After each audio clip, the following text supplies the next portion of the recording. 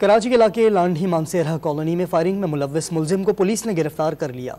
मुलजिम की फायरिंग से 14 साल अलीशा जाबहक हो गई थी। मजीद जानते हैं डॉन न्यूज़ के नुमाइंदे इमरान हफीज़ से। इमरान, बताइएगा इस वाक़े से मुतालिक और मुलजिम की गिरफ्तारी कैसे अमल में आई?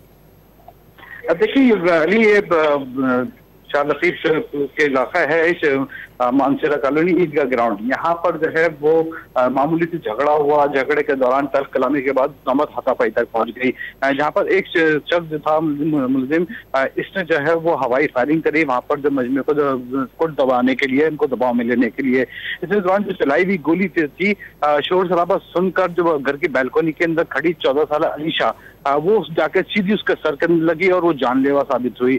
पुलिस मौके पर पहुंची तो तमाम वहां पर जो इलाका मकीन थे उनसे मालूमात हासिल की। मालूमात हासिल करने के बाद मुलजिम को जो है उनके इलाका मकीनों की निशानदेही पर गिरफ्तार करके जो हाल कत्ल असला बरामद कर लिया है। जी इमरान, बहुत शुक्रिया आपका।